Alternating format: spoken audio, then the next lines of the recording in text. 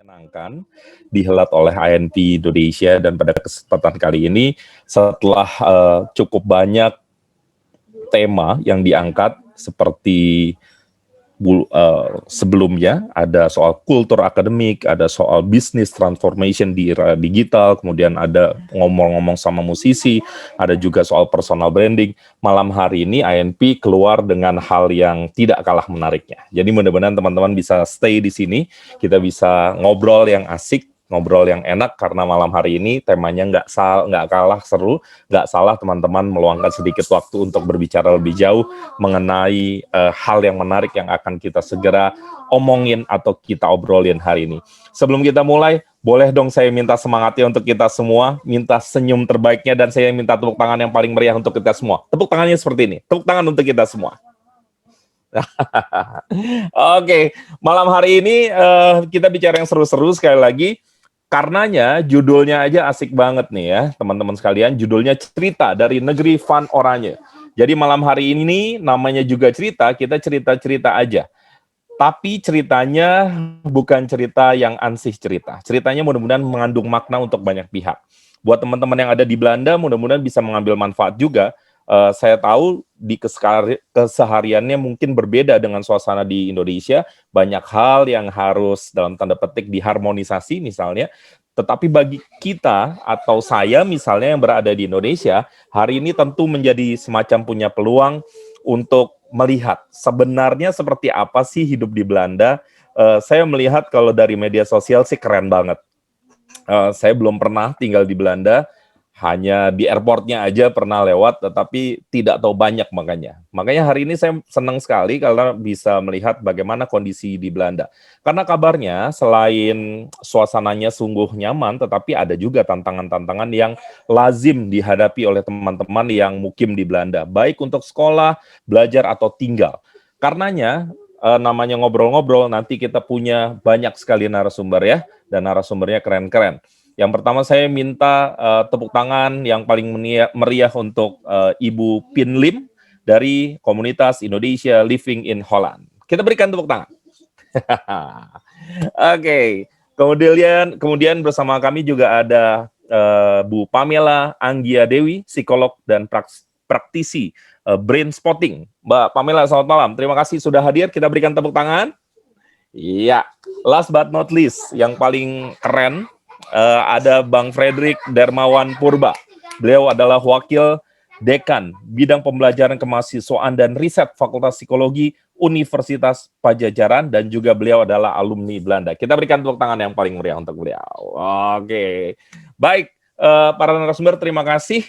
Dan tentu pada kesempatan kali ini sebelum kita berdiskusi lebih jauh, saya akan persilahkan sahabat saya, Rosalin Siburian dari INP untuk berbicara soal tema kita. Ocha, boleh dong share ke kita sebenarnya kenapa tema ini diangkat? Kenapa ada cerita dari Belanda? Pasti ada tesisnya di situ yang ingin disampaikan oleh teman-teman INP. Ocha, silakan. Ya, terima kasih Imam. Kembali kita ketemu lagi dalam acara INP kali ini. Sebentar. Selamat siang buat teman-teman di Belanda dan sekitarnya. Selamat malam untuk teman-teman rekan-rekan di tanah air. Dalam kesempatan ini kami mencoba untuk mengangkat cerita yang sederhana. Sederhana bukan berarti tidak menarik. Dan kita mencoba untuk mengangkat apa yang kami INP ini sebagian besar adalah profesional, bukan sebagian besar, semua sebetulnya yang bermukim di Belanda. Artinya kita juga mengajak teman-teman lain juga mengenal bagaimana sih kami hidup di Belanda. Tapi tentunya INP tidak sebanyak warga Indonesia yang ada di sini. Oleh karena itu, kami mencoba mengajak, mengenal melalui teman-teman di komunitas terbesar Indonesia yang ada di Belanda, komunitas online, yaitu Indonesian Living in Holland. Dan dari sini kita bisa mengetahui lebih jauh lagi sebenarnya kesukaan, keriaan, kesedihan, ataupun permasalahan yang dihadapi oleh kami pada umumnya, warga Indonesia yang tinggal di Belanda. Dan sekedar informasi, tentu masa pandemi ini berlangsung di seluruh dunia. Untuk Belanda, kita sudah memulai juga masa lockdown dulu sempat di bulan Maret 2020, Lalu berlanjut lagi, lockdown dimulai sejak bulan Desember lalu sampai sekarang. Artinya lockdown kali ini itu benar-benar cukup panjang. Mulai dari sekolah juga tidak online, tidak hadir ya, artinya online juga. Hanya sekarang sedikit lebih baik karena anak sekolah dasar boleh hadir fisik. Selebihnya sama. Jadi situasi ini tentu tidak mudah bagi banyak pihak, juga warga negara Indonesia. Selain masalah yang ada sebelumnya sudah ada seperti mungkin culture shock, inkulturasi yang agak sulit, bahasa, cuaca. Untuk informasi, sekadar informasi saat ini sekitar -3, -4 di Belanda. Cukup dingin. Minggu lalu tuh sempat terjadi juga badai. Jadi sangat tidak mudah. Namun cerita ini bisa kita bagi dan kita juga bisa mendapatkan masukan-masukan dari kawan-kawan saya, sahabat-sahabat saya, yang saya sudah kenal cukup lama, yang secara profesional memberikan ilmu-ilmu psikologinya yang bisa di-share kepada kita, sehingga bisa membantu kita untuk bisa meringankan beban kita sementara melalui masa-masa yang kurang nyaman saat ini. Baik, terima kasih. Selamat menikmati. Silahkan Imam. Baik, Ocha, terima kasih atas sambutannya yang hangat, dan malam hari ini seperti yang tadi disampaikan Ocha, memang tinggal di negeri orang, apalagi di Belanda, pasti punya kekhasan sendiri. Sekarang saya akan ajak sahabat kita, Mbak Lim atau Mbak Pin, boleh di-unmute dulu? Iya. Sebelumnya boleh saya panggil Mbak Pin? Tidak Ibu Ya, Pin? panggil Pin aja. Apa kabar, Mbak Pin? Ya, baik semua. Bersyukur deh di masa lockdown sekarang ya. Happy-happy aja. Tetap happy ya. Mbak Pin ini kan kabarnya sudah berapa? 20 tahun ya di Belanda ya? Ya, betul. Gimana rasanya Mbak? Happy nggak tinggal di Belanda? Ya, happy-happy saja. Tergantung ya gimana kamu jalanin kehidupan sehari-hari. Positive thinking lah. Ini mengandung makna nih. Mbak Ya, Pin, betul. Mbak Pin ini juga bersama teman-teman aktif di komunitas Indonesia Living in Holland. Ceritain dong komunitas itu apa aja sih aktivitasnya? Aktivitas sebenarnya ya karena saya yang memulai grup ini sebenarnya awal-awalnya karena homesick. Ya baru pertama kesini tetap aja ya saya tetap ada keinginan untuk mencari sesama orang Indonesia ya. Jadi dengan adanya Facebook saya coba-coba membuat grup. Ternyata banyak juga orang Indonesia yang di sini ya yang ikut dan aktif dengan yang punya ide dengan saya tetap mencari orang Indonesia, pengen mencari makanan Indonesia juga. Jadi grup itu mulainya sebenarnya dari itulah, mencari makanan, mencari teman, mengurangi homesick. Sekarang berapa banyak Mbak yang ada di grup itu? Sekarang hampir 9.000 anggota dan kita masih pending sekitar 2.000, 3.000 karena karena kita harus cek satu persatu ya. Harus orang Indonesia yang tinggal di Belanda atau yang akan ke Belanda. Itu anggota ada pengecualian juga beberapa anggota dari Belgia dan Jermani. Walaupun kita sudah bilang kita fokusnya ke orang Indonesia di Belanda, tapi kalau mereka mau join dengan ketentuan ya kita tidak pernah akan membuat acara di Belgia atau di Jermani. Kalau mereka tetap mau ya kita terima. Oke. Mbak Lim, sekarang saya mau cerita yang mungkin lebih jauh ya. Ocha tadi sampaikan ada cerita misalnya inkulturasi gitu ya. Ada cerita misalnya culture kan luas ya. Ada pernikahan misalnya dan seterusnya. Hal-hal ini seberapa signifikan sih mempengaruhi psikologi teman-teman yang bermukim di sana? Mbak Lim, ada nggak sih cerita-cerita yang menarik untuk dibagi di forum ini sehingga mungkin teman-teman yang ada di sana juga merasa, oh ternyata gue nggak sendiri. ternyata saya nggak sendiri. Ada juga masalah teman-teman yang dirasakan bersama. Nanti mungkin akhirnya kita bisa minta pandangan dari Bang Fredrik maupun Mbak Pamela. Silakan Mbak Pin. Sudah pasti ya. Pertama kali ini kebanyakan yang ke Belanda itu kan mixed marriage ya. Jadi begitu ke sini yang paling pertama itu pasti culture shock menurut saya. Apa Itu yang bikin paling shock?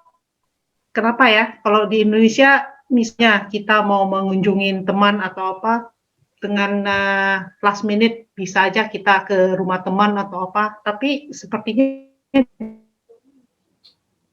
Belanda kan tidak berteman atau gimana, atau pada saat mengunjungi teman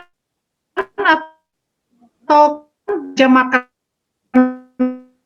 malam itu, kamu misalnya tiba-tiba datang kamu bisa ditolak untuk masuk. Itu masalah homesick ya, yang paling berat ya menurut saya. Terus masalah diskriminasi mencari kerja. Oh ya? Ya bisa, dan juga soal gimana kita di sini di Indonesia punya diploma misalnya sekolah tinggi, universitas apapun, kalau di sini misalnya kerja belum tentu sesuai dengan pendidikan kamu. Nah itu kadang itu masalah bahasa juga, mungkin masalah, dan kadang tidak kelihatan tapi diskriminasi kerja itu tetap ada. Dan masalah domestic violence itu terjadi juga. Dan ya sebenarnya banyak masalah juga yang apa ini ya, soal perbedaan agama dalam marriage. Oke. Mbak Pin masih bisa mendengar suara saya dengan baik? Ya masih. Atau terputus-putus? Enggak ya? Masih. Oke, Mbak Pin, tadi ada soal infiltrasi, ada diskriminasi, ada domestic violence, dan seterusnya. Gimana sih teman-teman yang tergabung di komunitas ini bisa saling support, saling sinergi? Gimana sih biasanya teman-teman ngobrolin hal ini semua agar satu sama lain merasa saling menguatkan? Biasanya kayak gimana, Mbak? Ya kita soal masalah apa aja bisa posting ya, bisa posting di grup. Sebenarnya saya juga bersyukur ya, anggota itu sangat suportif ya. Kalau ada masalah, komentar itu cepat sekali ya, reaksinya cepat, itu benar-benar salut dah. Banyak juga anggota-anggota yang punya yang sekolah-sekolah tinggi begitu, jadi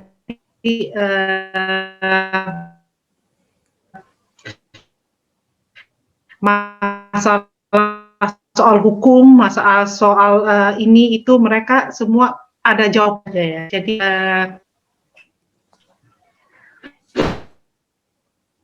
halo, saya agak terputus-putus. Ini hanya saya saja atau teman-teman yang lain atau Ocha juga merasa terputus? Terputus ya? Oke. Mbak Pin boleh diulang sedikit? Oke. Ya. Jadi soal silakan, Mbak. Putus lagi. Anggota grup itu sangat suportif dengan salah anggota-anggota lainnya. Setiap kali ada postingan itu komentar dengan cepat. Itu reaksi dari anggota-anggota. Saya bilang ya sangat bersyukur dengan anggota yang aktif dah.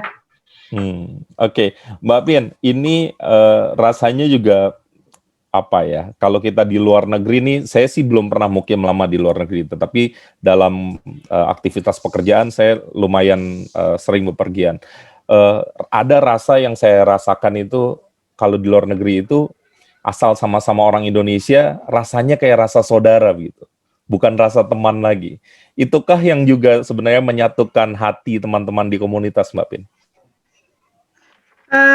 Bagi saya sih begitu ya. Setiap kali saya, walaupun di jalanan atau di pasar misalnya, saya ketemu, ini sepertinya orang Indonesia. Saya otomatis langsung, kamu orang Indonesia ya? Itu ada itu ya. Jadi ya salah satu juga teman baik saya itu karena saya kenalnya di pasar juga, ketemunya di pasar ya. Jadi tahu gimana rasa orang perantau itu di sini ya. Tetap aja kalau ketemu di Indonesia langsung happy banget gitu.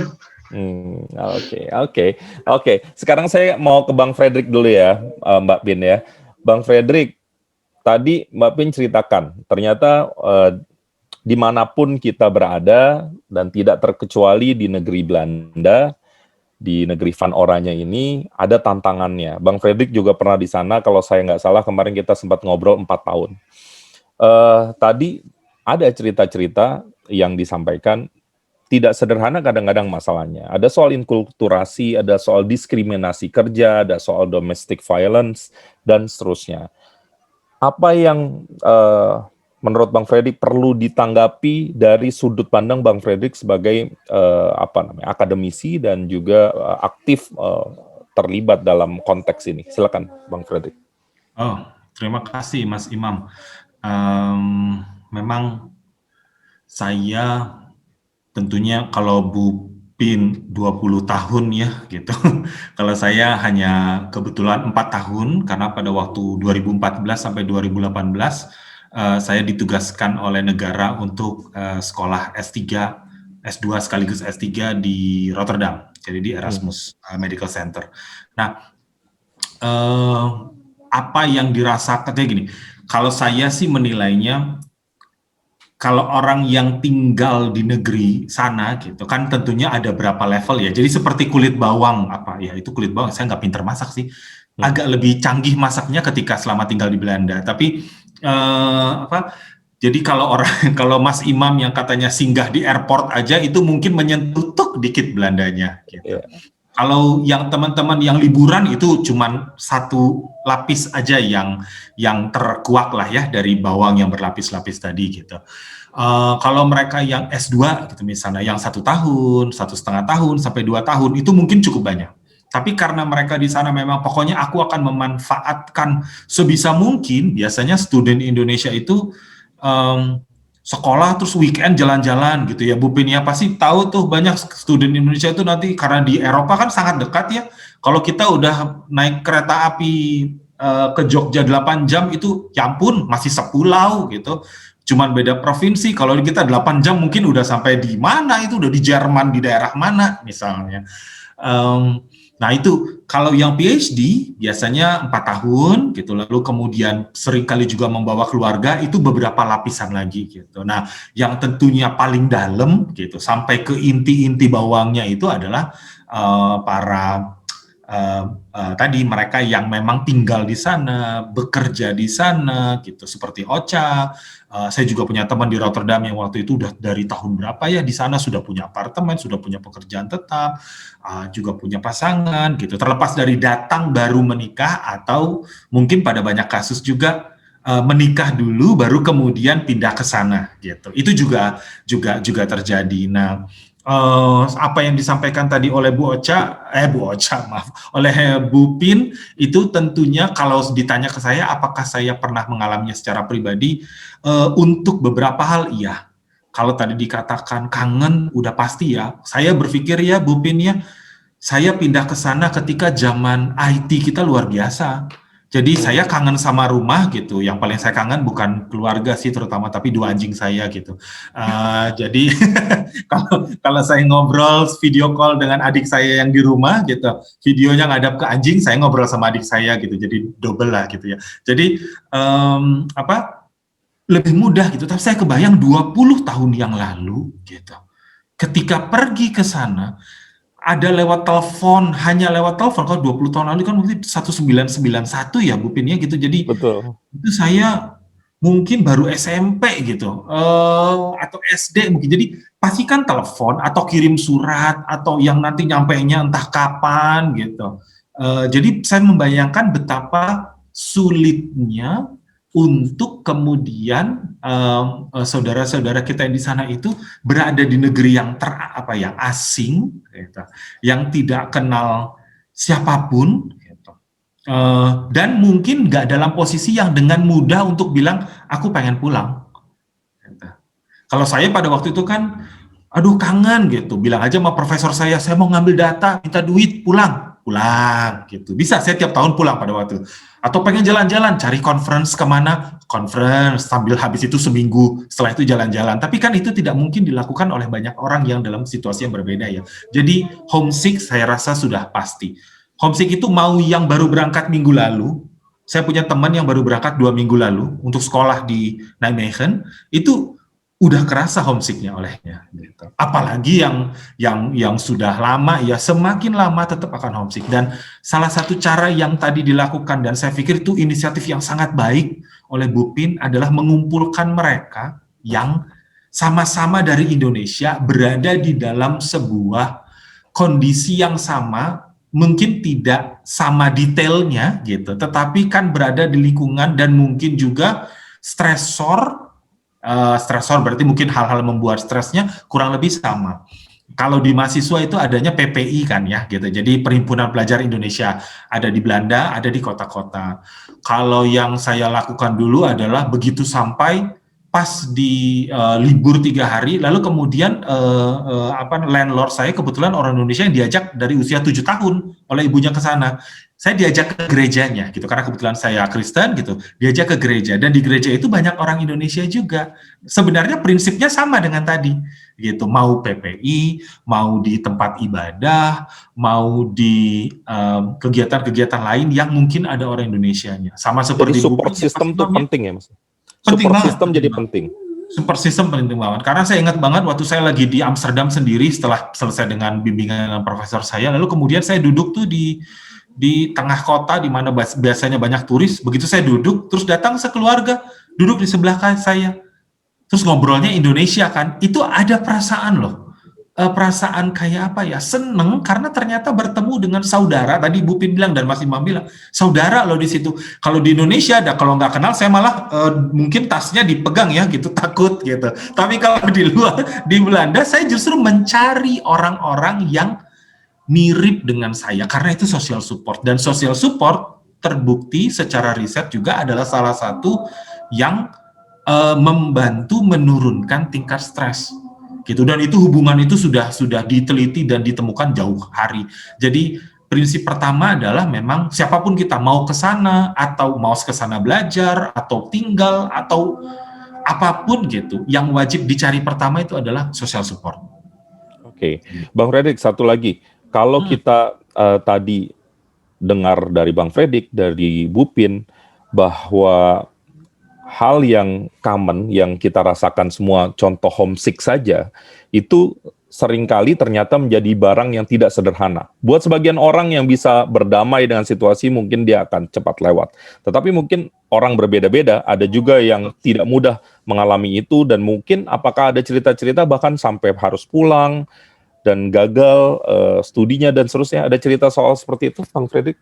Oh, ada Mas Imam. Jadi yang ya memang gini, tentunya tantangannya berbeda-beda ya. Kalau tadi cerita yang kalau kita sebut apa sih Bu Pina, diaspora ya, kalau saya nggak salah istilah itu yang lebih banyak digunakan kalau yang tinggal di situ. Kalau yang seperti saya kan disebutnya biasanya student gitu. Ada student yang contoh paling gampangnya Mas Imam ya adalah yang meninggalkan keluarganya di Indonesia. gitu. Jadi dalam beberapa beasiswa Dikti atau LPDP gitu, itu tuh baru diperbolehkan membawa keluarga itu di bulan ke-7 misalnya. Kalau sekarang bahkan setelah setahun pertama, karena diharapkan memang merekanya settle dulu, baru kemudian nanti udah menemukan apartemen, sudah ya tadi gitu, sudah tahu keadaannya semuanya gitu ya, jadi dia sendiri udah punya support system yang baik gitu. 6 bulan atau 1 tahun baru keluarganya datang. Nah, masa 6 bulan atau 1 tahun itu menantang gitu. Ada beberapa orang yang kemudian memang mesti mungkin mencari, ya ada yang mencari kesempatan, justru ya itu jadi sesuatu yang yay, saya bebas gitu dari keluarga. Ada yang kayak gitu. Tapi ada juga yang kemudian memang jadi butuh bantuan gitu. Dan kampus kan biasanya menyediakan lembaga konseling ya. Atau tadi saya beberapa kali karena mereka tahu saya psikolog, mereka minta konseling gitu. Untuk itu, dan itu cukup berat gitu. Yang sampai gagal mungkin kombinasi dari beratnya studi digabungkan dengan kesulitannya beradaptasi, digabungkan dengan kurangnya social support, setahun cut off pulang. Oke, menarik. Bang, saya kepengen ke Mbak Pin lagi sedikit, nanti baru ke Mbak Pamela.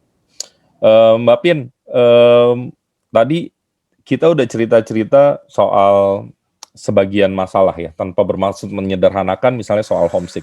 Tetapi kan ada cerita-cerita lain yang mungkin menjadi tidak sederhana. Ceritakan soal misalnya inkulturasi, diskriminasi kerja, domestic violence.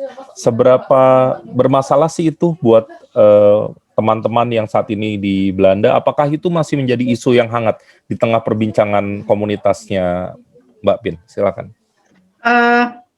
Ya, masalahnya itu orang Indonesia juga ya, kalau sampai domestic violence atau apa itu belum tentu mereka akan terbuka dengan kondisi mereka.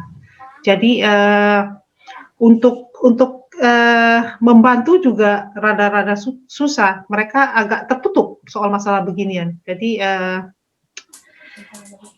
ya gimana?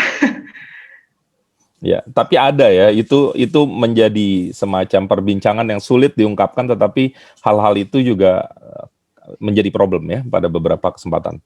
Iya, ada ya. Cuman untuk mengungkapkan itu mereka tidak berani di grup ya, soalnya mereka juga takut dengan gosip. Iya. Oke, Mbak Pin, bagaimana dengan misalnya kalau domestic violence, pasti ini kan ruang domestik lebih tertutup. Tapi hal-hal lain, misalnya inkulturasi itu kan lebar banget tuh ya. Bagaimana kita,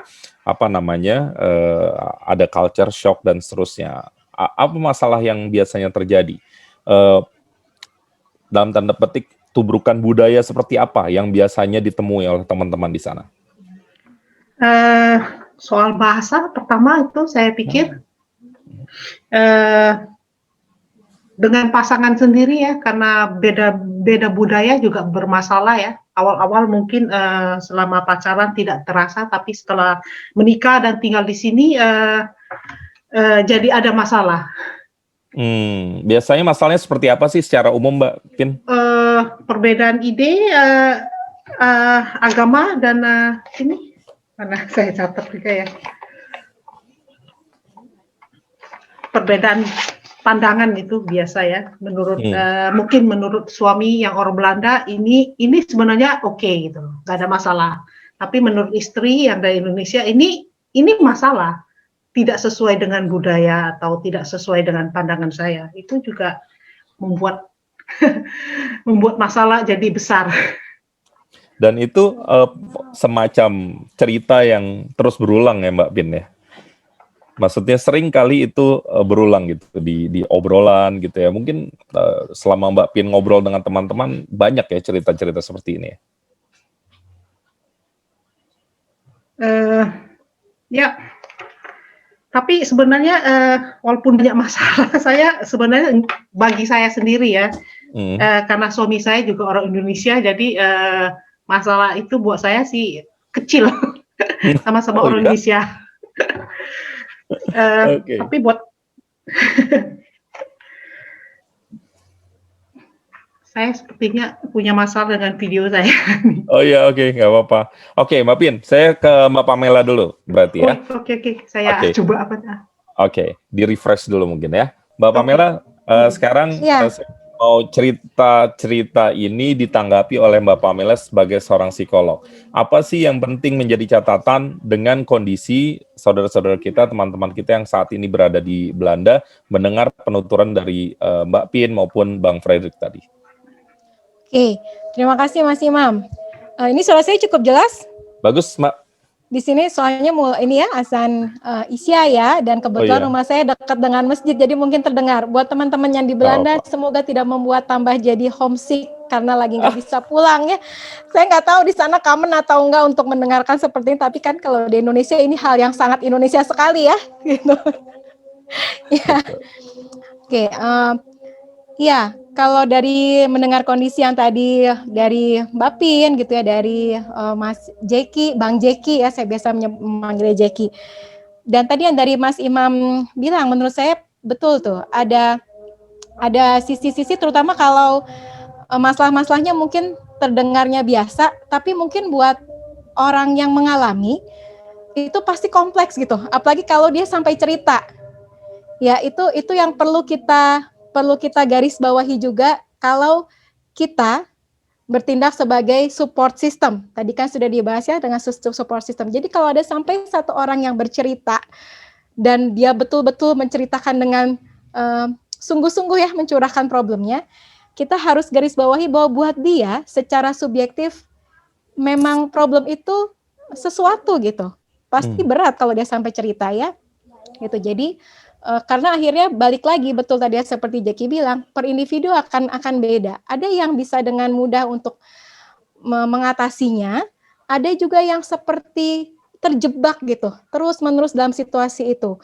Walaupun mungkin dia tahu caranya, secara knowledge dia tahu caranya, aku harus bagaimana, lalu juga mungkin sudah ada support system di sekitarnya, ya bisa jadi juga tetap ada problem-problem yang buat seseorang dia seperti terjebak di dalam situasi itu, gitu. Nah, lalu bagaimana cara mengatasinya? Kalau buat saya pribadi, kalau bicara soal kita kemudian di luar negeri, ya walaupun saya sama sekali belum pernah ke luar negeri, tapi saya bisa bayangin kalau kita ke luar negeri dengan habit yang pasti berbeda, cuaca aja udah pasti beda kan ya kalau di Belanda gitu. Belum nanti makanan, belum nanti lifestyle gitu ya. Nah, memang harus berjuang untuk dan perlu berjuang juga untuk belajar kemudian keluar dari dalam diri, ya yang sering dibilang sebagai keluar dari zona nyaman, untuk kemudian bisa menerima.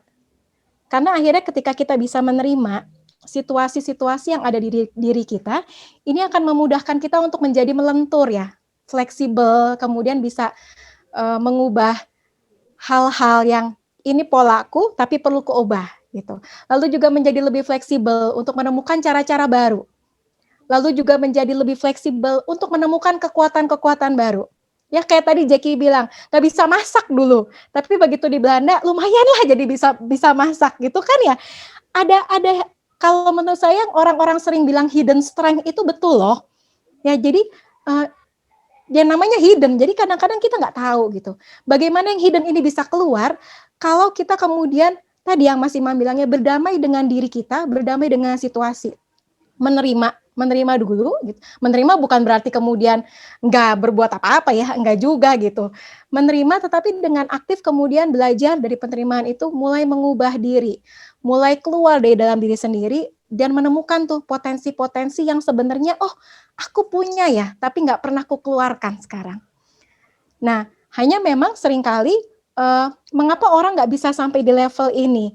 Tadi itu yang saya bilang, kalau dia secara subjektif terjebak sama problemnya, which is kalau tadi saya bilang mungkin knowledge-nya tahu ya, tetapi kalau kita ngomong problem, perasaan nggak nyaman, perasaan nggak enak, lonely, homesick gitu, terus mungkin juga takut, susah gitu, itu semua tentang perasaan.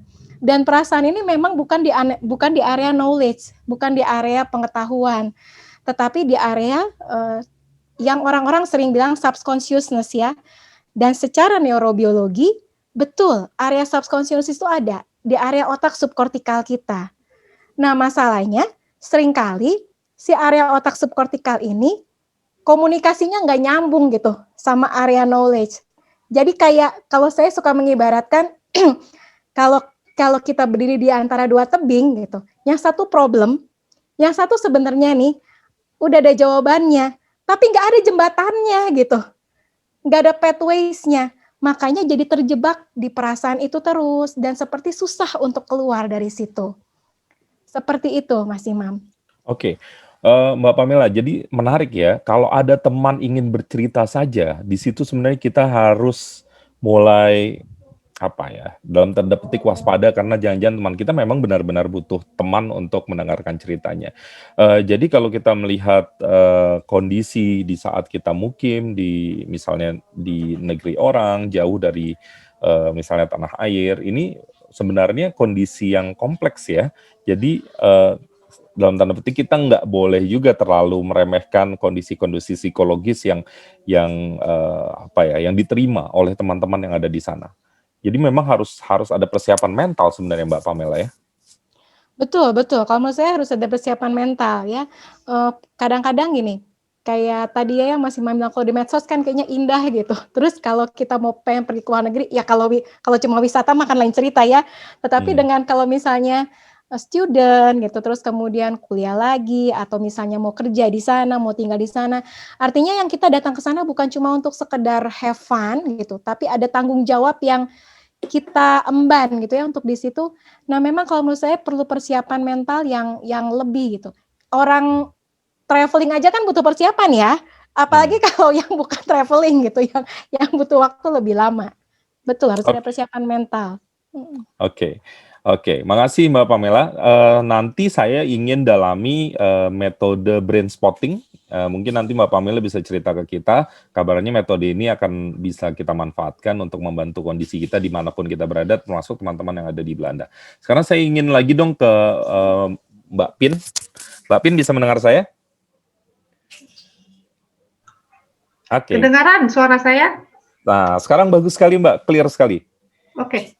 Bagus sekali. Mbak Pin, nanti saya mau ngomong soal pandemi, tapi saya masih penasaran bagaimana kondisi di sana dari sudut yang lain. Misalnya bagaimana dengan anak-anak? Ada nggak sih kesulitan terhadap anak-anak kita, putra-putri kita yang memang awalnya di Indonesia, kemudian karena satu dan lain hal mungkin orang tuanya tinggal di sana, atau anak-anak Indonesia yang orang tuanya memang sudah lama di sana, kemudian mereka menetap tinggal, kemudian mereka mempunyai atau hadir dengan kultur Belanda. Itu biasanya jadi problem nggak, Mbak Pin? Sorry, kurang ngerti dengan pertanyaannya. Dengan anak-anak dari orang tua yang tinggal di sana. Apakah ada masalah kultur? Misalnya gini, kan Ocha misalnya. Ocha kan udah tinggal di Belanda cukup lama, kemudian Ocha sekarang punya 2 orang anak, putra dan putri. Iya. Nah, itu biasanya apakah ada masalah kultur kah? Apakah ada masalah tertentu yang mungkin saya belum tentu memahami apakah itu ada? Saya pernah dengar dari teman-teman juga, mereka dari kecil anaknya ngomong bahasa Indonesia di rumah. Jadi begitu ke sekolah, awal-awal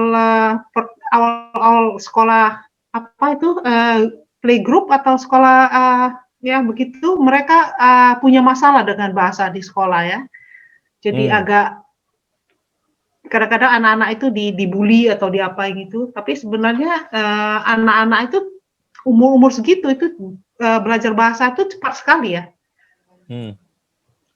Terus dalam soal acara-acara sekolah itu buat orang tua yang selalu ngomong bahasa Indonesia di rumah, dan orang tua yang kurang bergaul dengan orang Belanda atau belajar bahasa Belanda, jadi punya masalah juga dengan komunikasi dengan sesama orang tua dari anak-anak di sekolah. Oke. Baik, Mbak Pin, sekarang kita bicara hal yang faktual nih. Kan pandemi menjadi problem di dunia ya, dan tentu tidak terkecuali di Belanda. Kemarin kan kalau kita yang di luar melihat sampai ada kondisi yang cukup tidak nyaman begitu ya, ada protes dan seterusnya di Belanda sendiri.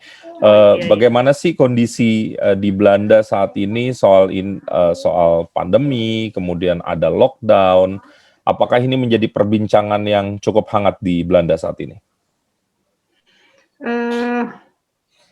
Di grup saya sebenarnya tidak terlalu banyak sih, malah yang paling banyak ini malah orang mempromosikan makanan dan masakan. Asik.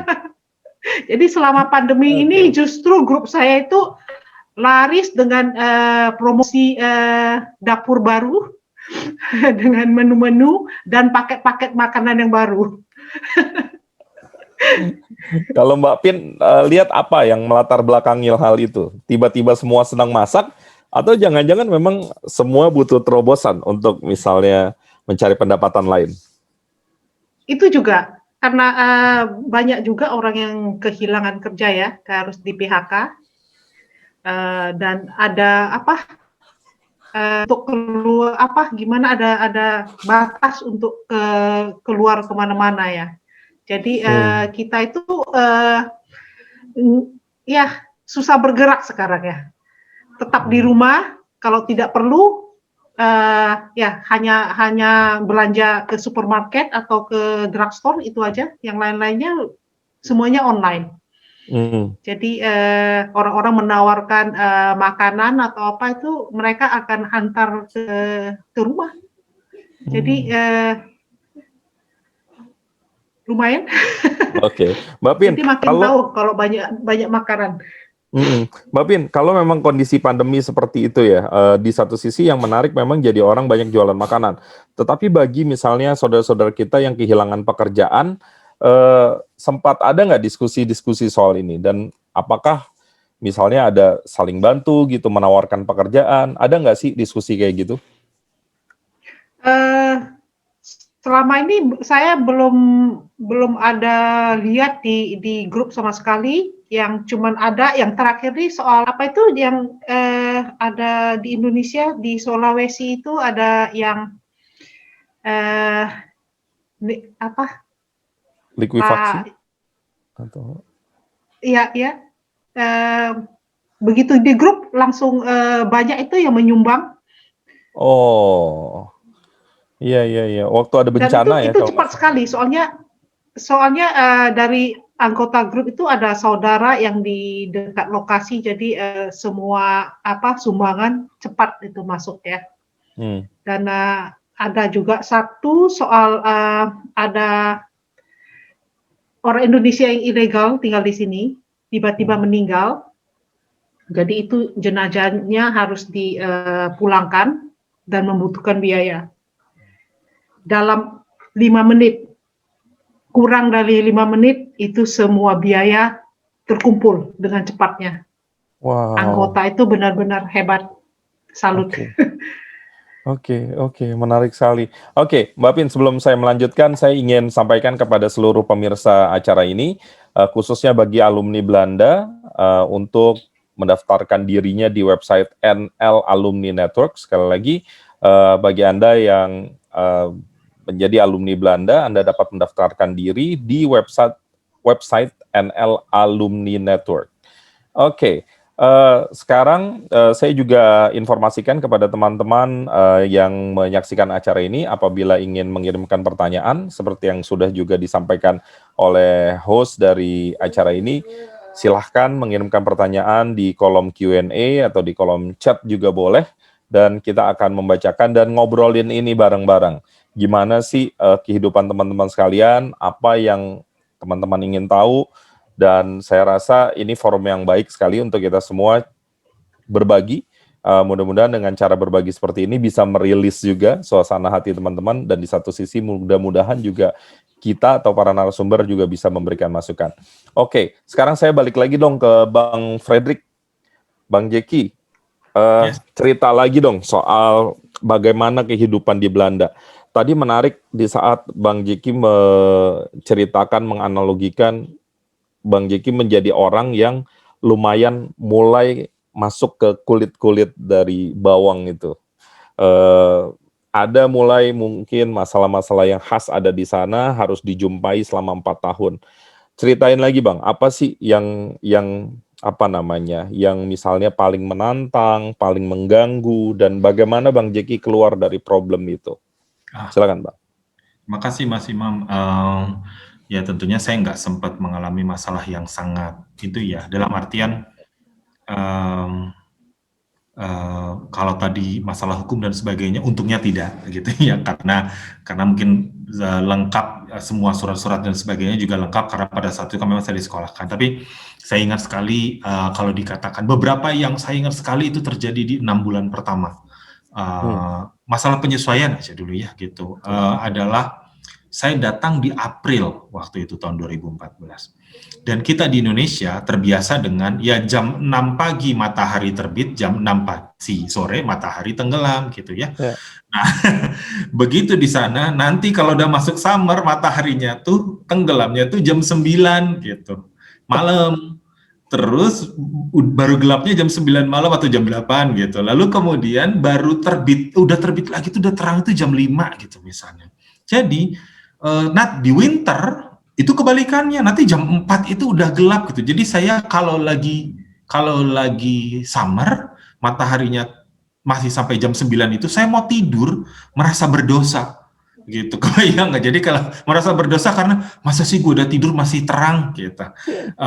Kalau winter itu rasanya udah mau pulang, mau ke kantor aja malas banget. Karena kan kalau mau berangkat jam 8 itu masih rada gelap ya, jadi kayak aduh gitu, pergi nggak ya gitu. Nah, dan it is real gitu, karena di Belanda itu kalau udah winter itu memang ada, dalam psikologi itu ada seasonal depression kan, jadi memang depresi karena kalau biologisnya kekurangan vitamin D. Jadi memang sinar matahari yang kurang itu membuat kita menjadi kurang, makanya banyak multivitamin D ya biasanya Bu Pin ya, yang dijual tuh orang nyetok tuh vitamin D biasanya, ya saya sendiri selalu seperti itu.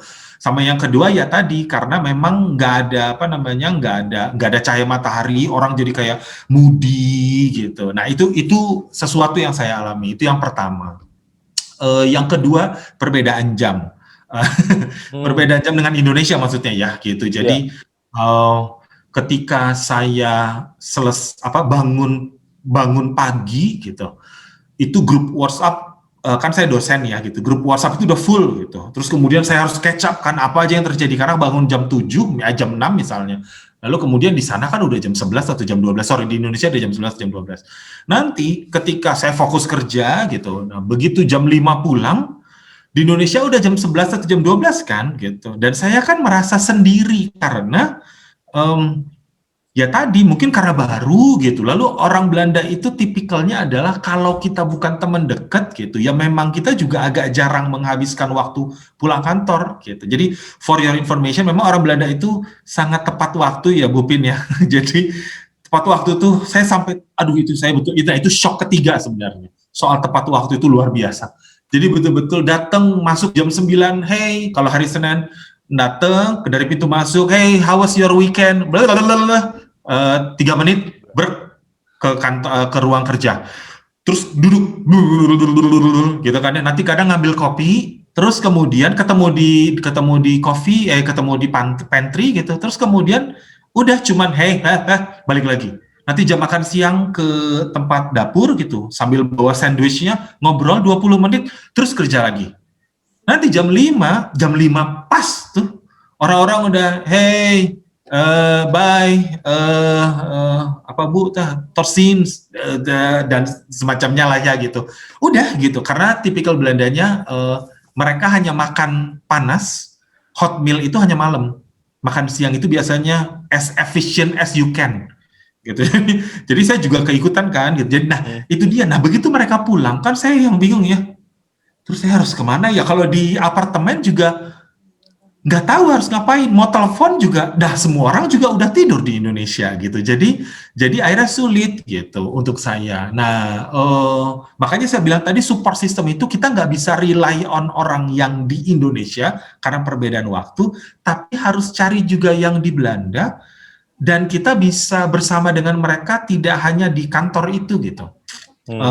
Makanya waktu itu kebetulan di seluruh departemen saya itu hanya ada dua yang non-Dutch speaking, saya dan teman saya yang sama-sama, kalau dia dari China gitu ya. Ya udah, jadi kita itu kerjaannya habis kerja jam 5, nanti jam 6 tuh kita masih di situ. Kadang kita ke sentrum makan, kadang juga kita kalau udah bosen banget tuh Mas Imam ya, orang-orang kan udah pergi, orang jam 6 itu udah kosong kantor gitu. Ini beda banget dengan pengalaman teman-teman saya di Jepang ya gitu.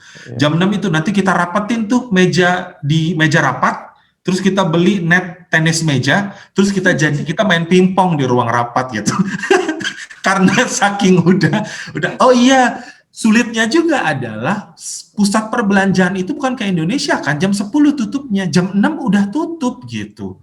Kecuali satu hari dalam satu minggu itu ada Koop Avon. Jadi jadi di Rotterdam itu hanya hari Rabu kalau nggak salah, Jumat sorry. Jadi kan mau ke sentrum nggak ada ini, mau ke bar gitu misalnya, mau minum gitu ya gitu. Ya apalah daya penghasilan mahasiswa dengan beasiswa yang terbatas gitu. Jadi akhirnya saya menghabiskan dengan teman saya, terus kemudian kalau enggak, nah yang biasanya menghibur itu adalah hari Sabtu ngumpul sama teman-teman dari gereja, hari Minggu habis gereja kita makan siang, ngopi gitu. Dan itu satu hal yang menyelamatkan saya tetap waras itu adalah saya hobi banget nonton film di bioskop. Dan kalau di Belanda itu kita bisa beli kartu anggota. Saya bayar 30 euro gitu ya, sekitar 450.000. Kalau di kita gila mahal banget ya, tapi for your info, sekali nonton di sana paling murah 150.000. Jadi saya punya kartu itu, dan kartu itu boleh nonton sebanyak apapun setiap hari selama 1 bulan, dan itu langganan. Jadi saya itu nanti sore udah booking tuh, dan kita bisa booking sampai sebulan ke depan filmnya. Jadi saya sangat merencanakan waktu nontonnya. Nah, itu tantangan berikutnya, dan salah satu tadi support teman, lalu kemudian memiliki hobi, hal yang bisa bikin kita bahagia tanpa harus tergantung pada orang lain. Oke, menarik banget Bang. Cerita-ceritanya seru, lucu, unik, dan saya rasa itu bisa jadi pelajaran ya buat teman-teman. Ini di kolom Q&A sudah ada beberapa pertanyaan sebenarnya. Nanti bisa juga ditanggapi. Tapi nanti saya akan segera ke Mbak Pamela untuk brand spotting, tapi saya ke Bu Pin dulu. Ada 2 penanya, saya rasa mau saya gabungkan ke Bu Pin. Bu Pin, ini di sini ada yang bertanya misalnya, apa yang bisa atau sedang dilakukan komunitas Indonesia untuk menjangkau orang-orang Indonesia di Nederland yang mungkin butuh social contact di masa pandemi ini? Karena ada pertanyaan yang lain, dia juga menanggapi bahwa saat ini masih struggling terhadap semua cerita yang tadi sudah diungkapkan. Gimana Bu Pin, apa yang sedang dan akan dilakukan oleh komunitas Indonesia untuk menjangkau di masa social contact saat ini? Silakan Bu. Selama masa pandemi ya, apa ya, masing-masing barangkali tanya resep ke teman-teman gitu loh. Saling gonta-ganti resep masakan, menurut saya. Atau mungkin pertanyaan kayak gini Bu, saya sederhanakan.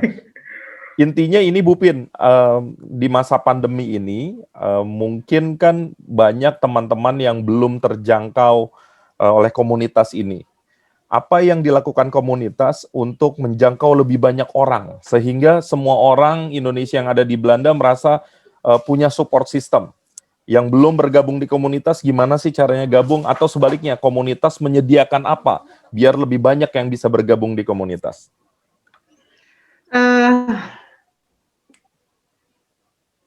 Gimana ya? Apa sering di-sharing?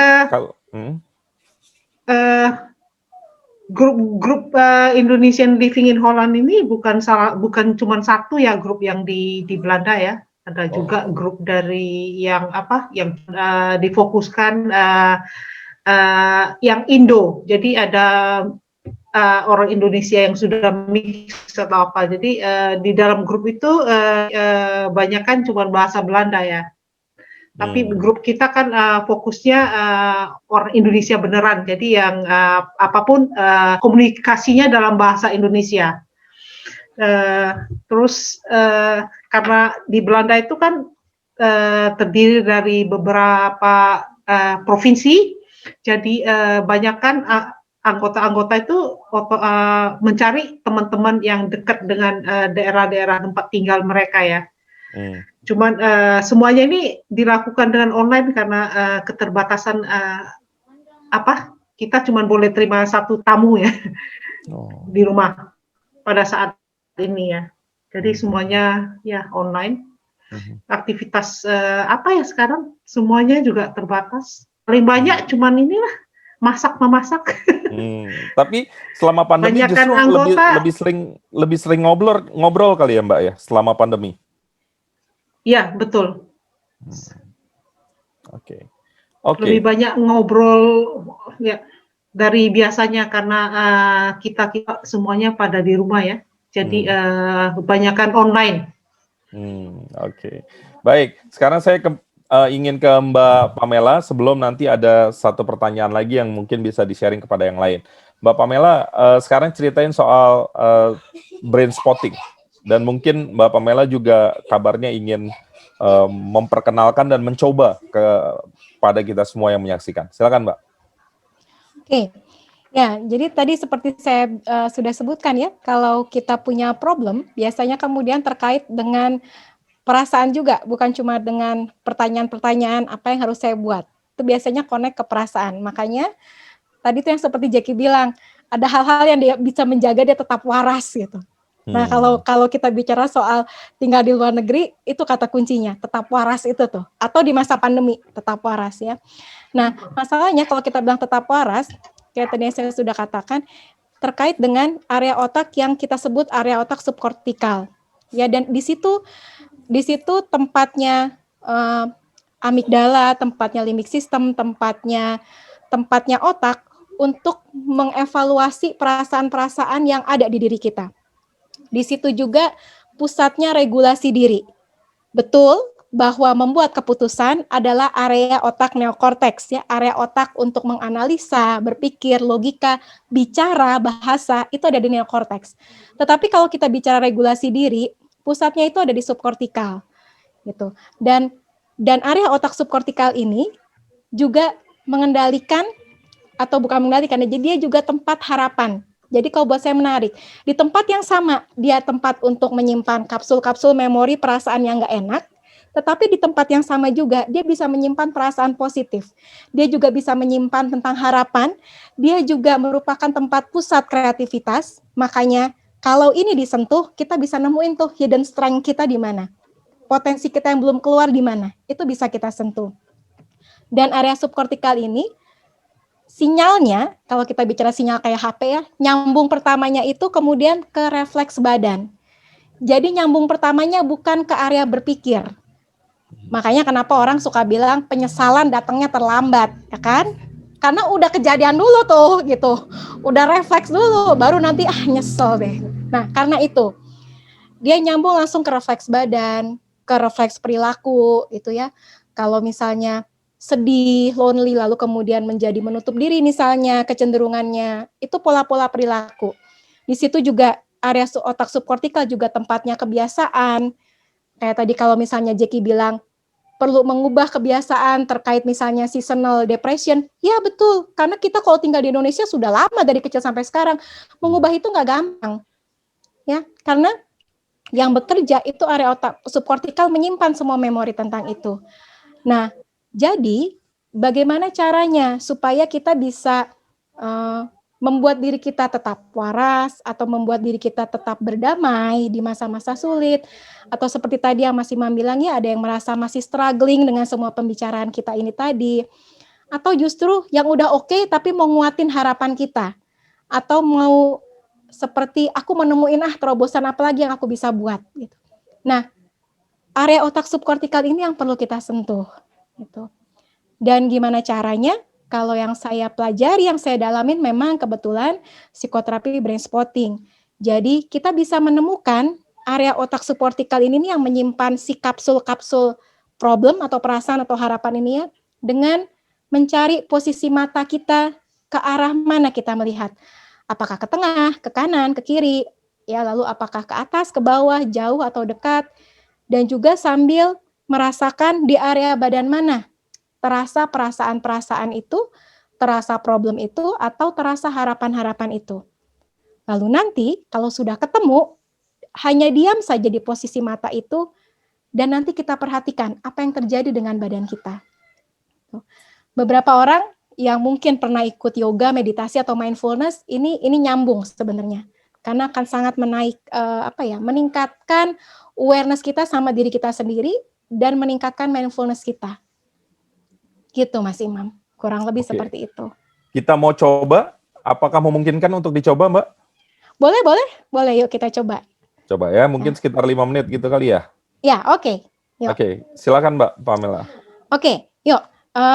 Silakan duduk senyaman mungkin, teman-teman. Mau senderan boleh, mau sambil peluk bantal juga boleh. Ya. Oke, lalu kemudian, kalau sudah, coba teman-teman ingat lagi sekuat mungkin, harapan apa sih yang teman-teman punya? Kita masuk dari harapan aja ya. Harapan apa yang teman-teman punya? Sespesifik mungkin. Misalnya ya, kalau di masa pandemi ini merasa sangat kesepian, teman-teman mengharapkan apa dari masa pandemi yang merasakan kesepian ini? Atau teman-teman yang student misalnya, mengharapkan apa dari proses belajar teman-teman di Belanda? Kalau bisa mengimajinasikan, imajinasikan, atau bisa juga buat kalimat harapannya, seperti make a wish. Good. Atau buat dalam kalimat doa. Oke. Lalu perhatikan, perasaan apa yang muncul ketika teman-teman mengimajinasikan atau mengucapkan kalimat harapan dan kalimat doa ini.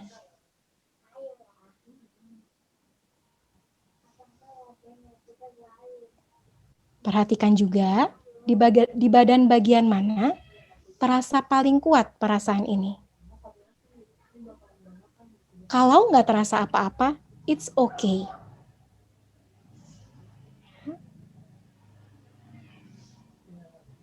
Good.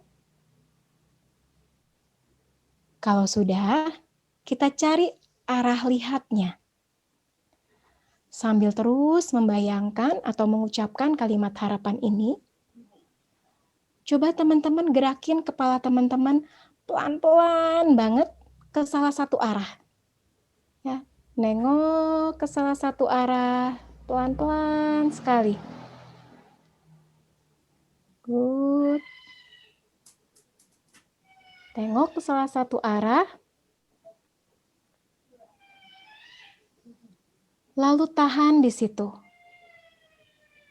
Dan perhatikan, apakah bayangan tentang harapan atau perasaan tentang harapan tadi bertambah kuat, sama aja, atau berkurang?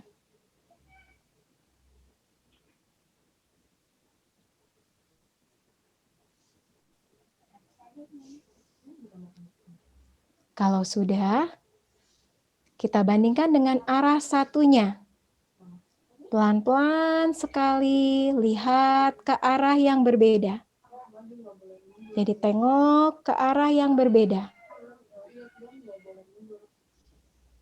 Good. Dan perhatikan, apakah harapan atau perasaan tentang harapan tadi menjadi makin kuat, sama aja, atau berkurang?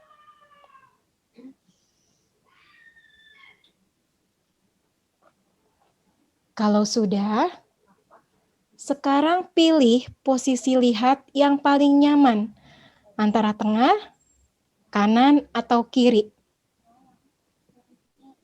Kalau sama aja semuanya, pilih aja salah satu ke arah mana.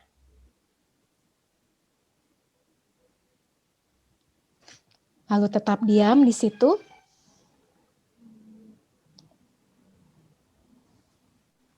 Kalau buka mata, boleh lihat satu benda atau satu titik. Kalau tutup mata, usahakan mata terkunci ke satu arah. Tetap diam dan kita lihat apa yang akan terjadi.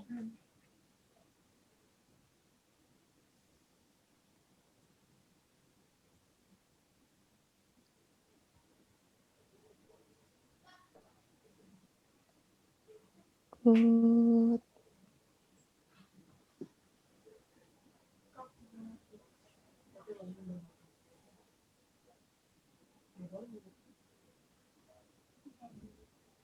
Tidak perlu menganalisa apapun, tidak perlu memberi judgement apapun.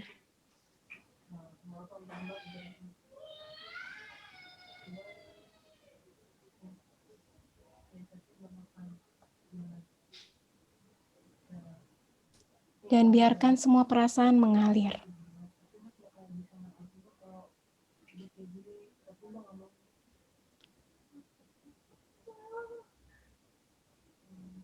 Apapun perasaannya, hanya kenali saja.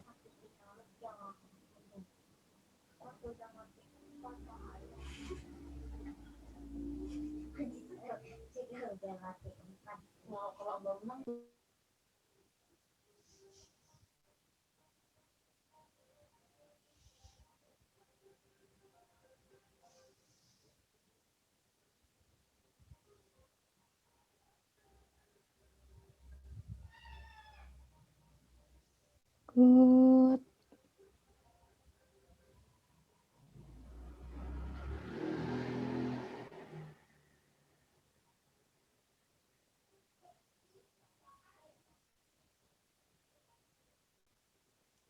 Saya masih bersama teman-teman.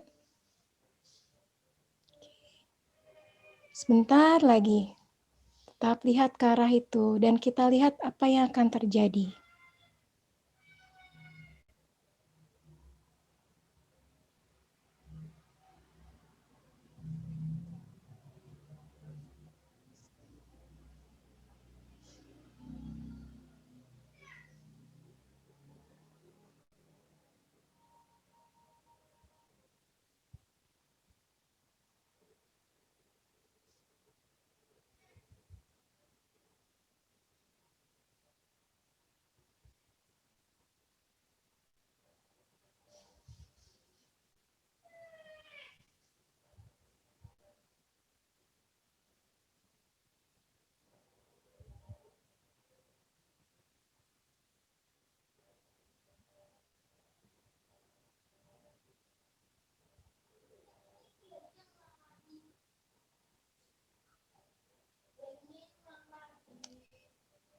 Oke.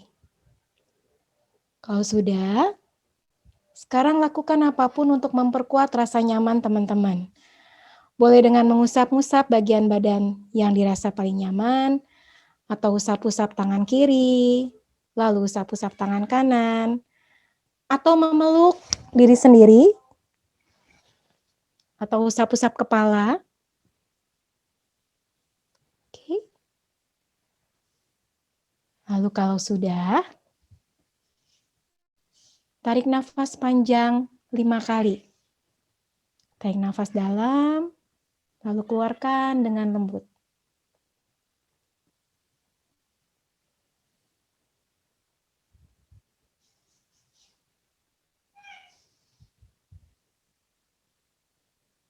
Good.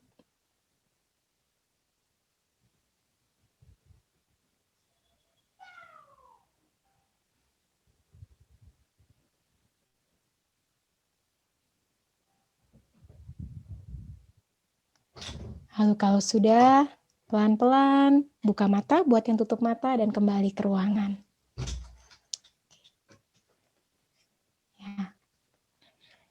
Ya, begitu kira-kira.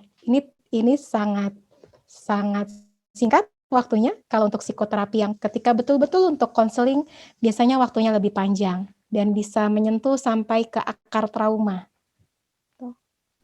Oke, baik. Terima kasih Mbak Pamela sudah sharing Sama-sama, Mas soal brain spotting.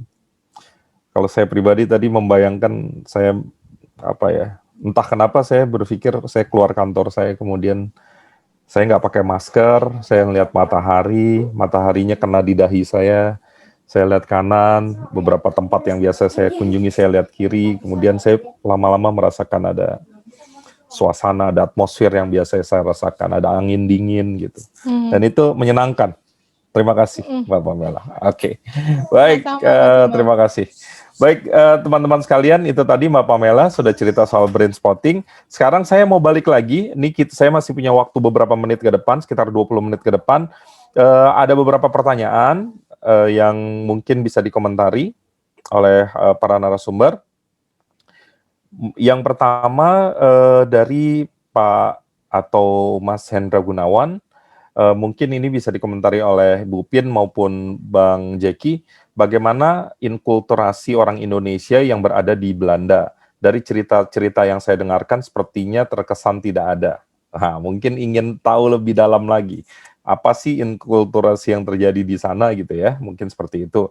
Kemudian, apa bisa tolong diinfokan, terutama yang memang pindah ke Belanda untuk kerja atau tinggal lama atau selamanya di sana. Wah, mungkin Pak Hendra ingin tahu lebih jauh. Kemudian dari Julia Verskov, untuk masukan tanggapan dari Pak Fredrik, kalau masalah tepat waktu jam kerja, karena di Belanda time is money itu benar-benar terpakai, karena saya 17 tahun kerja selalu sama orang Belanda di bidang shipping dan forwarding. Jadi masalah kultur orang Indonesia yang nggak mau cerita karena selalu dijadikan gosip sampai ke seluruh Indonesia, Belanda, tetapi kalau orang Belanda bisa menyampaikan rahasia pribadi seseorang. Wah, ini tanggapan dari Julia. Oke, ada juga tadi yang menarik itu, ada yang kalau nggak salah cerita beliau itu pernah tinggal di Jepang, kemudian di Jepang itu bagaimana caranya, tapi mungkin sudah difilter sama teman-teman. Oke, mungkin saya dari Bang Fredrik dulu, ada dua Bang Fredrik mungkin butuh tanggapan dari Pak Hendra Gunawan dan juga dari Julia. Silakan Pak Fredrik. Oke, terima kasih Mas Imam. Saya masih agak kurang akrab dengan istilah inkulturasi ya gitu. Mungkin bisa mungkin Mas Imam punya definisi singkat tentang inkulturasi daripada saya salah jawab gitu. Iya, saya sebenarnya juga berusaha memahami. Jadi mungkin ini opposite-nya akulturasi begitu ya. Jadi karena ada perbedaan budaya yang signifikan, biasanya ada kompleksitas kan. Tadi sebagian mungkin Bu Pin sudah sampaikan bagaimana kadang-kadang pola asuhnya beda. Relasi suami istrinya bisa beda. Istri misalnya di Indonesia terbiasa melayani atau dipersepsikan terbiasa melayani, tetapi buat orang Belanda bukan di situ posisi istri. Dan yang gitu-gitu. Mungkin itu kan kecil-kecil tapi banyak. Kadang-kadang nggak hanya orang Belanda, tapi orang Sumatera menikah dengan orang Jawa aja ada suasana itu juga, misalnya kayak gitu. Gimana Bang? Ada nggak tanggapan soal itu? Betul. Tadi yang hampir banyak tadi kalau yang saya ceritakan soal matahari, soal waktu gitu ya, perbedaan waktu dan sebagainya, memang seakan-akan tidak terkait dengan budayanya gitu. Tapi perbedaan budaya itu sangat evident muncul. Hal yang paling mudah itu katanya adalah, paling mudah dilihat maksudnya adalah dan dirasakan adalah orang Belanda itu sangat straightforward. Jadi they speak what's in their mind. Gitu. Dan nggak disensor gitu. Dan kebetulan saya nggak basa-basi ya Bang ya? Oh, nggak pakai basa-basi. Wah, basa-basi udah basi, udah lewat di kapan gitu basa-basi itu. Jadi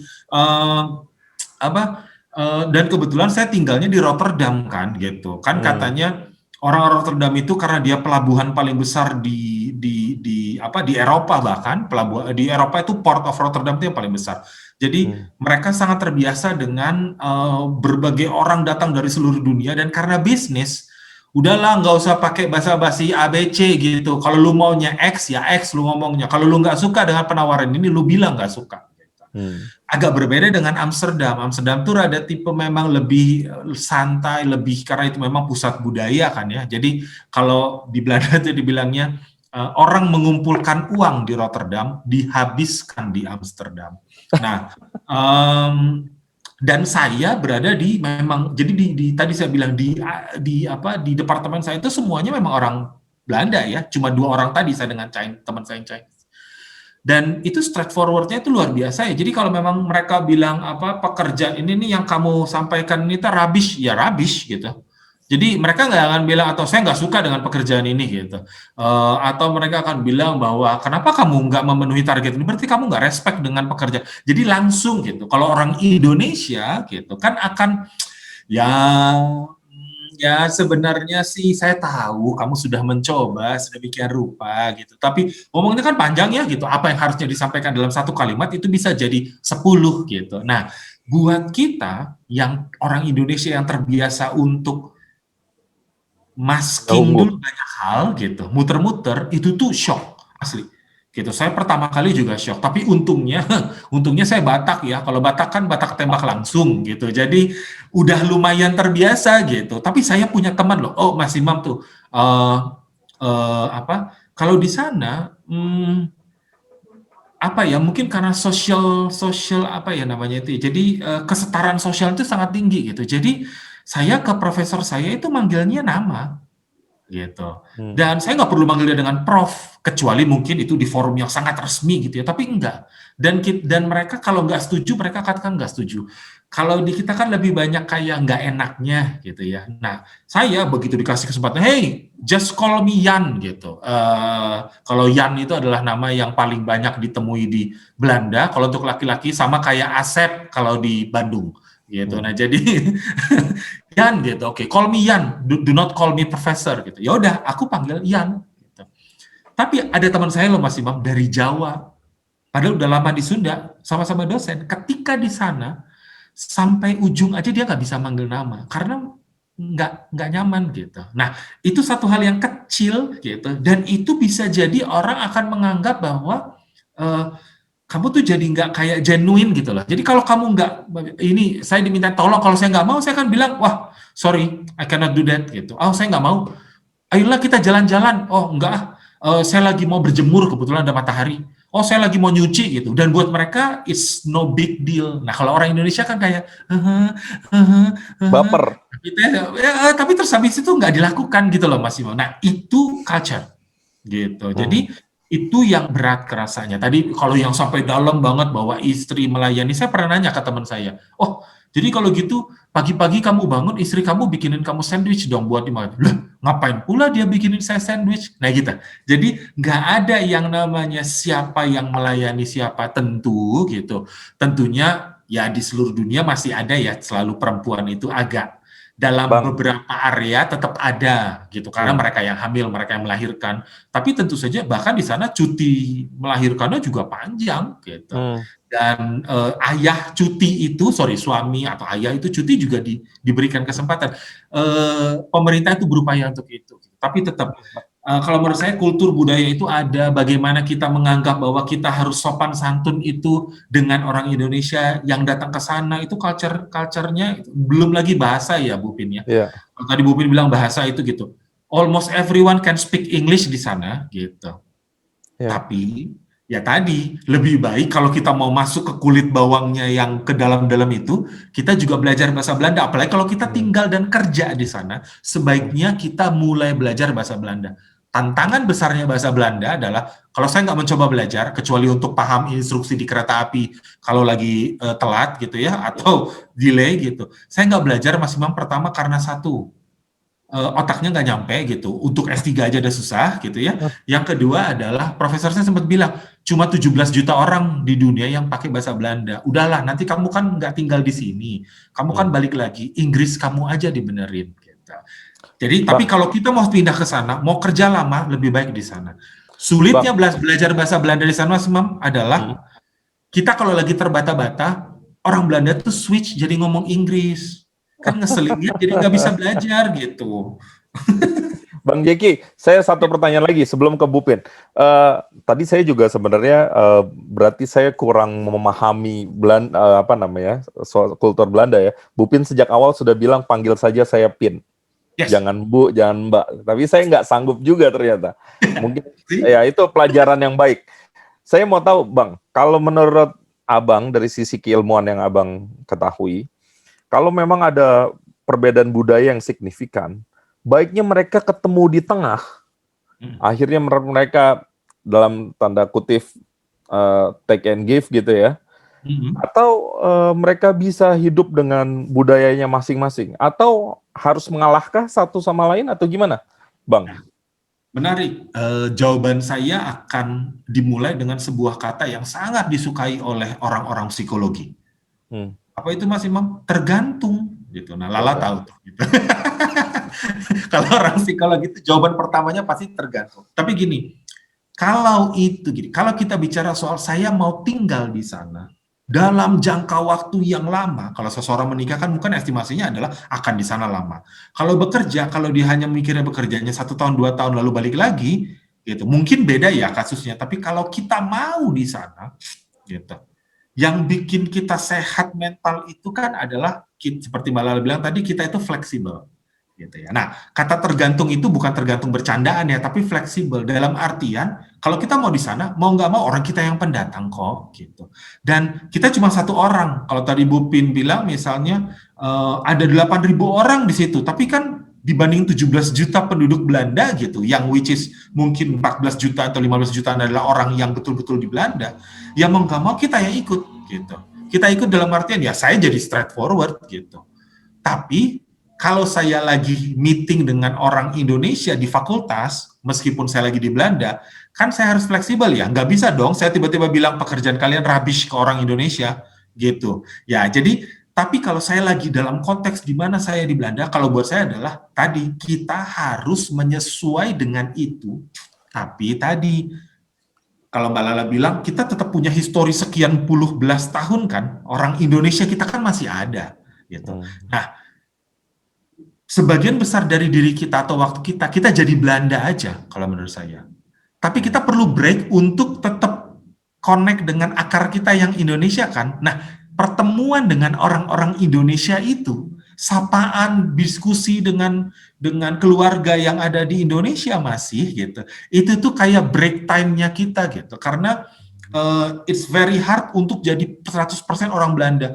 Pasti ada itu darah-darah Indonesianya itu sedikit yang akan menyeruak, yang pengen dipuaskan gitu. Tapi kalau kita memang mau di sana, 80% dari hidup kita harus act and do as a Dutch person gitu. Tapi nanti ya kadang-kadang ya adalah gosip-gosipnya dikit ya gitu atau apa boleh gitu. Kalau lagi ngobrol bahasa Indonesia gitu nggak apa-apa. Tapi 80%, jadi 80-20 ya, 80% tuh you have to become a Dutch. Then you will survive. Oke, thank you. Sekarang saya ke Bu Pin. Bu Pin, ini ada pertanyaan juga nih. Intinya yang bertanya bilang, tadi sempat disinggung soal perbedaan budaya, di mana kehidupan sosial orang di Belanda cukup berbeda dengan Indonesia. Kebanyakan orang Belanda memiliki teman dekat yang cuman beberapa orang. Sisanya hanya sekedar kenalan, sedangkan orang Indonesia cenderung mudah akrab, mudah berteman, dan memiliki circle yang lebih luas. Bagaimana dengan orang Indonesia yang tinggal di Belanda? Apakah menyesuaikan dengan kultur Belanda atau diantaranya? Gimana Bu, kalau menurut Bu Pin? Ini personal ya menurut saya ya, tapi saya yakin quality itu lebih bagus dari quantity kan. Ngapain punya, selalu begitu ya. Ya, tapi tetap aja ya, lama-lama sekali bolehlah rame-rame seperti kita buat acara, buat grup gitu begitu kan, party, poco-poco itu juga ya, saya pikir itu juga buat happy lah ketemu begitu banyak orang Indonesia di Belanda. Oh, asik banget ya, sampai ada yang jual jamu atau apa lagi, aduh gimana gitu, berasa kayak di Indonesia, kayak di kampung begitu ya. Oh ya, terus ada satu tadi yang dibilang sama Fredrik soal kultur Indonesia itu. Ya, saya setuju banget ya. Orang Indonesia itu susah bilang no. Padahal ini cuma dua huruf N plus O ya. Susah. Susah. Iya benar. Misalnya seperti ditawarin makanan begitu loh. Kalau tanya orang Belanda, yuk makan. Oh enggak, saya sudah kenyang. Berarti itu udah stop sampai di situ aja. Tapi sama orang Indonesia dalam berapa menit atau berapa saat lagi terus ditanyain, yuk makan. Ditanya beberapa kali, padahal sudah dibilang no gitu loh kan. Itu kita perlu belajar sama orang Belanda. Maksudnya kalau udah enggak ya enggak aja. Kalau tiap kali ditanya-tanya itu benar-benar annoying banget gitu ya buat kita ya. Dan ini menarik ya Mbak ya, karena jangan-jangan buat orang Indonesia ditolak penawaran makannya itu menjadi tersinggung buat sebagian orang. Karena dianggap tidak menghormati. Jadi memang ini bisa kebalik-balik memang ceritanya. Iya, jadi ini kutubnya bertolak belakang ya, susah ya. Okay. Menarik. Oke, saya minta tanggapan Mbak Pamela dong, karena Mbak Pamela tanggapi soal ini. Ini Julia Versoft juga menyampaikan hal yang serupa tapi tak sama. Misalnya dia bilang orang Belanda tidak ada basa-basinya, suami istri Belanda tidak ada bedanya, tugas sama-sama dijalanin. Bahasa Belanda memang paling susah. Saya kerja sehari-hari pakai bahasa Belanda, masih tetap kadang aksen beda karena ada beberapa huruf yang tidak lidah orang Indonesia ucapkan. Kurang lebih kan menarik ya, ada perbedaan kultur yang bisa sama sekali berbeda dan bisa terjadi miskomunikasi itu. Mbak Pamela punya pandangan nggak? Iya betul. Kayak tadi yang Mas Imam bilang ya, buat dia kok akan ambil contoh ditawarin makan gitu. Yang satu bilang no, yang satu jadi tersinggung karena biasanya kalau di Indonesia nggak begitu budayanya gitu ya. Mau nggak maunya kita tuh ambillah satu gitu kan. Makan dan lauk. Makanlah lauk gitu ya, dan jangan disisakan. Itu didikan yang sangat common kita dengarkan dari kecil. Makanya tadi kayak Jackie bilang, mau nggak mau blueprint kita tuh ada gitu ya. Indonesianya tuh tetap ada, akar Indonesianya tetap ada, walaupun kita kemudian berusaha menyesuaikan diri. Dan ini yang kemudian tadi yang saya bilang butuh penerimaan besar gitu. Penerimaan besar, oh iya ya gue tuh lagi di negeri orang loh. Oh iya ya budayanya tuh beda loh gitu. Karena betul kayak tadi Jackie bilang, tergantung gitu kalau mau bicara soal penyesuaian dari kultur. Kalau bicara soal kita di tempat publik gitu ya, sekolah kah atau tempat kerja, ya tentu kita yang mesti lebih belajar menyesuaikan. Tapi kalau misalnya di konteks yang lebih personal, mungkin bisa ketemu in between gitu kan, karena bisa sama-sama menyesuaikan. Misalnya kalau bicara soal couple ya, marriage couple, atau dalam pengasuhan anak-anak. Tetapi tentu tetap berbeda gitu, karena aja pasti ada pola-pola budaya yang nggak bisa terus kita bawa dengan apa yang ada di Indonesia gitu kan. Kayak tadi yang Pin bilang, mungkin diajarin bahasa Indonesia anaknya, tetapi ternyata di sekolah malah dia dibully gitu. Dan nanti kalau anaknya dibully juga kita yang sedih, kita juga yang jadi kecewa gitu kan ya. Orang Indonesianya biasa gitu kan ya, anak kenapa-napa orang tuanya yang baper gitu kan. Ya, jadi anaknya mau udah main lagi. Anaknya udah main lagi gitu kan, orang tuanya yang baper gitu. Nah, orang tuanya stres. Bener, orang tuanya yang stres, betul. Jadi betul banget kalau bicara soal perbedaan kultur itu memang betul bahwa kita perlu selalu untuk menanamkan di hati dan pikiran kita bahwa bahkan hal sederhana itu perlu kita sesuaikan ya. Semacam jam kayak tadi kan, lalu bilang no atau bilang makasih gitu, yang itu perlu kita tanamkan terus bahwa oh iya aku lagi di negeri orang loh, dan mungkin budayanya bisa berbeda itu. Boleh saya potong sedikit, Pamela? Iya. Sebenarnya saya juga saya punya pengalaman pribadi ya, orang tua saya itu Jawa dan Sumatera. Dan hal-hal yang terkesan sepele itu bisa jadi masalah yang nggak sederhana dan nggak sepele. Bisa menjadi trigger buat masalah-masalah yang besar, begitu ya. Masalah sopan santun, masalah tata krama, dan seterusnya. Pernah nggak Pamela punya klien yang punya masalah yang mirip, kemudian apa advice profesional Pamela terhadap kondisi itu? Karena kamu kan psikolog. Gini, Betul, masalah-masalah yang sederhana. Jadi soal didikan aja ya, kayak tadi. Jadi bentrok. Kalau misalnya nih, saya coba bayanginnya, termasuk juga dari kasus-kasus yang saya tanganin, ada perbedaan culture gitu kalau kita bicara pernikahan ya. Kemudian anaknya ternyata tidak bisa menangkap dengan secara spesifik konteksnya gitu. Lalu si anak ini akan bingung. Nah, akan bingung. Dan bisa jadi kemudian ada beberapa orang yang kemudian dia jadi cemas untuk memilih gitu. Karena bingung kalau yang satu begini, yang satu begini. Dan ternyata betul tadi kata Mas Imam ya, ini bisa pengaruh loh sampai dewasa. Jadi kalau di kasus-kasus yang saya tangani, seringkali kalau kita bicara soal loneliness gitu atau bicara soal kecemasan ya, konteks kecemasan di masa pandemi termasuk juga ya. Ternyata setelah ditelusurin akarnya itu bukan karena situasi pandemi gitu. Tapi situasi pandemi itu jadi trigger, keluar semua. Karena kan situasinya berbalik banget kan, penyesuaiannya butuh banyak banget gitu. Dan ini memunculkan kalau mereka-mereka yang memang punya trauma yang lebih mendalam, memunculkan lagi tuh trauma-trauma yang lebih mendalam. Jadi mungkin lonely-nya bukan cuma karena di negeri orang, tetapi kenapa dia nggak bisa terus untuk join gitu ya ke komunitas, kenapa nggak bisa maju. Mungkin bisa jadi karena ada akar yang lebih dalam. Ada beberapa kasus di masa pandemi yang saya handle dan ketemunya, oh ternyata pandemi ini cuma trigger gitu. Atau ketika di pernikahan, oh ini tuh cuma trigger. Ternyata akarnya lebih dalam dari itu. Ketika di masa kecilnya gitu ya, ketika lahir atau sampai SMP, SMA katakan ada sesuatu. Jadi betul banget, apalagi kalau kita bicara soal penyesuaian, hal kecil itu nggak boleh disederhanakan begitu aja ya kalau bicara soal tinggal di luar negeri, lalu perbedaan kultur, betul-betul perlu bijaksana untuk menyikapinya. Dan caranya mungkin perlu konseling, perlu ke orang yang lebih memahami dan memiliki ekspertis soal ini?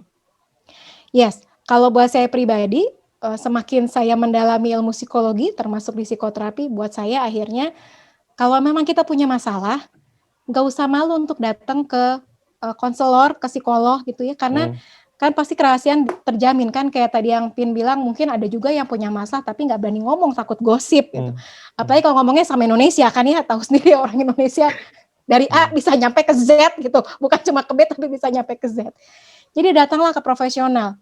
Jujur kalau bicara soal berdamai ya, tadi Mas Imamnya berdamai dengan banyaknya dengan situasi, saya pun healing gitu, saya pun mengalami proses healing.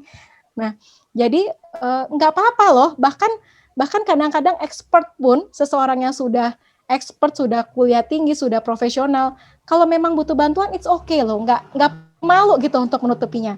Karena justru kalau buat saya pribadi, tadi itu akhirnya malah kita bisa menemukan hidden strength kita di mana. Kita bisa bikin breakthrough untuk diri kita sendiri. Kita bisa bikin terobosan untuk diri kita sendiri. Itu poin pentingnya kalau buat saya. Dan jadi lebih mengenali diri kita. Ya. Oke. Mbak Pin, apakah di Belanda atau di komunitas tersedia orang profesional yang bisa membantu orang-orang yang punya problem, apalagi problemnya berat gitu? Belum ada ya Mbak ya? Belum ada ya? Baik. Paling secara sukarela aja ya, karena pertemanan, karena backgroundnya psikolog, akhirnya membantu atau menemani. Iya, betul. Ya, itu kondisinya ya. Dan padahal kalau menurut Mbak Pin itu sangat dibutuhkan kali ya?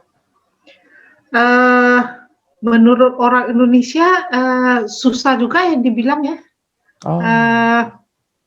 Orang Indonesia itu kalau ya nggak tahu ya, nggak semua orang Indonesia terbuka. Biasanya sering disimpan gitu loh kalau punya masalah.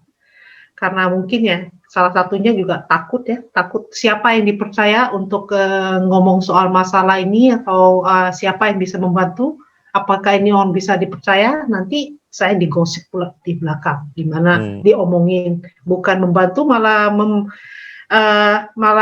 makin membuat masalah jadi besar ya, makin buat stres. Jadi untuk hari ini ada yang bantuan dari kalian ya. Nama grup, terima kasih banget. Saya mau tanya Mbak Pamela, apakah sebenarnya memungkinkan Mbak Pamela buat teman-teman Indonesia yang mungkin sekarang di Belanda itu konsultasi ke Pamela misalnya menjadi klien atau seperti apa? Apalagi kan sekarang situasi pandemi ini memicu kita lebih mudah menggunakan teknologi. Memungkinkan ya, kalau saya pribadi sih memungkinkan. Memang jadinya memang fokus online sih kalau saya pribadi ya, untuk praktek karena masa pandemi, dan kalau memang butuh psikoterapi pun brain spotting tadi tetap memungkinkan untuk online. Lalu kayak tadi yang Pin bilangnya susah untuk cerita. Yang menariknya buat saya ini bukan promo karena saya mendalami ini ya, tapi tadi poin saya karena saya pun healing dengan teknik yang saya pakai ini gitu ya. Teknik ini nggak perlu banyak ngomong. Kayak tadi kan lebih banyak diam karena menyentuh bagian otak subkortikal, which is itu bukan bagian bahasa gitu. Jadi kalau misalnya kadang-kadang kan ada juga yang gitu datang tapi aduh susah, kayaknya ceritanya udah benang kusut, mau mulai dari mana juga susah gitu ya. Ada beberapa klien yang begitu datang ketemu online terus diam lama terus dia bingung gitu. Saya mau mulai dari mana ya? Ya sudah, ceritakan saja yang memang mau diceritakan. Kalau nggak mau diceritakan pun it's okay, kita bisa treatment gitu. Oke, ini waktunya sebenarnya udah melampaui waktu yang harus ditentukan. Tapi saya tadi minta waktu sedikit lagi ke Bang Jeki. Bang Jeki, ini mungkin kerap kali terjadi ya, terutama tadi Mbak Pin sampaikan soal orang Indonesia tuh untuk sharing kadang-kadang malu, apalagi ada soal domestik, itu lebih tertutup lagi gitu. Kadang-kadang ada kekerasan dalam rumah tangga aja kita nggak mau ngomong gitu, karena ini menganggap ini ranah domestik dan seterusnya. Apa masukan Bang Jeki soal ini, Bang? Itu complicated ya Mas Imam ya, karena sebaiknya kita terbuka atau tertutup sih, Bang? Gini, itu apa ya? Kalau itu sudah yang sifatnya personal, apalagi kalau tadi domestik gitu ya, domestic violence atau bahkan merasa dia tersakiti, pokoknya nggak hanya fisik tapi juga psikologis gitu ya, atau emosional gitu. Nah sulitnya begini Mas Imam, kalau saya cerita gitu ya, lalu kemudian divorce gitu misalnya, karena masalah ini gitu, terus saya di Belanda gimana? Kalau saya misalnya gitu ya, kalau saya sendiri memang depend on ke suami gitu misalnya, itu juga susah kan gitu.